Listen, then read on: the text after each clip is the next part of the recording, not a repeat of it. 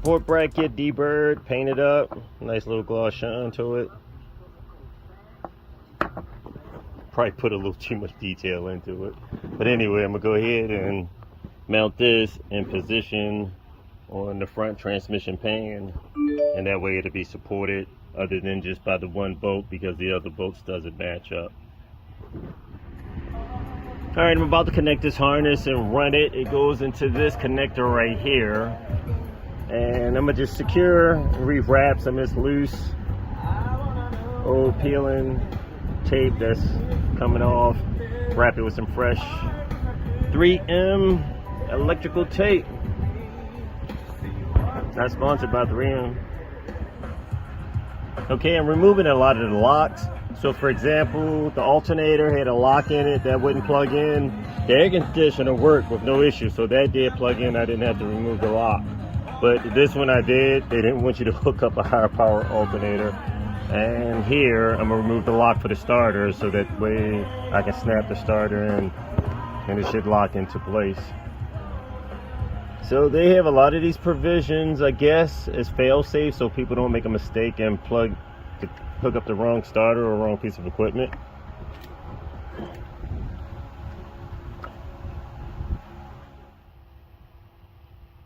Well, today, as you can see, it's very dark, and there's been some tedious things that I've been going through, but I have been going through the spaghetti and connecting a lot of the wires and the sensors and sorting through a lot of the stuff. So down at the bottom under here, I have the water pump connected all the way back in the back, the oil pressure sensor switch connected, AC is plugged in, connected, alternator, I just have this zip tied and held in place.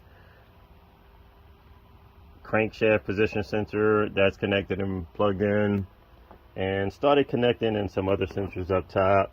Our cam position sensor for the intake as well as the exhaust is connected.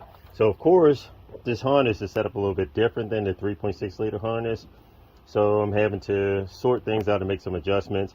In order to, I have the coolant temperature sensor connected also, so I had to pull back the harness and let some of the extra cable feed through in order to connect to the knock sensor up here and a lot of the other sensors.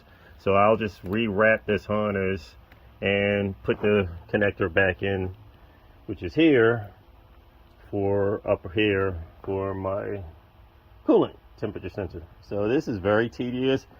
Mounted all of this stuff, connected the little plastic cover and snapped all this back in place, and the sensor over here. So plugging a lot of the wires and everything back up and rerouting the harness and just connecting a whole lot of stuff back up and sorting it out so that we can gather proper placement for the turbocharger and seeing what type of space we have available to us. But it's been very tedious going through all the spaghetti and the wiring and properly connecting the sensors. So these are the injectors. What I've decided to do, possibly just temporarily, is connect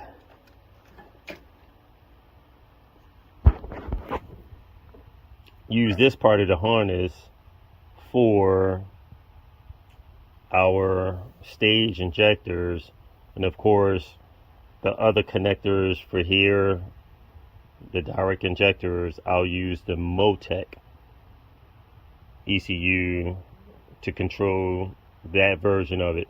Run a separate harness going to the Motec, that is. So the original factory harness, I'll use the provisions from that, from the adapter harness that we're going to probably fabricate, to use this and plug into our original factory sensors, because the harness is already run. There's already 6 here. Even if I have to change the pin outs and the connectors, and then we plug out 6, and it's already configured right here for the original 3.2 liter, which has 6 injectors right here.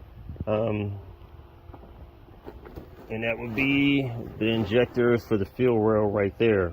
Our 6 injectors are already positioned at the top, so there's no need for me to reroute a whole new harness when all of this is already done. It's just change the connectors to fit the proper pinouts for our large flowing high power injectors. So it's tedious. I've been out here for a while and slowly coming down the stretch. Of course, there's other things we would have to hook up, but this is mechanical for the fuel pump, for the direct injectors. These sensors doesn't control anything, but these would be output sensors for me to monitor the pressure, and possibly this lower sensor right here also. I'm not sure exactly what that does. I have to look at the schematics to see if it gives any type of detail what they're for. It could be a high pressure and a low pressure, and they're mounted into two different locations. This one is at the back and this is at the front. So here is definitely monitoring some type of pressure too. It could be our fuel rail pressure and it could be a system pressure. But either way, I'm going to keep grinding. I'll be back out here tomorrow.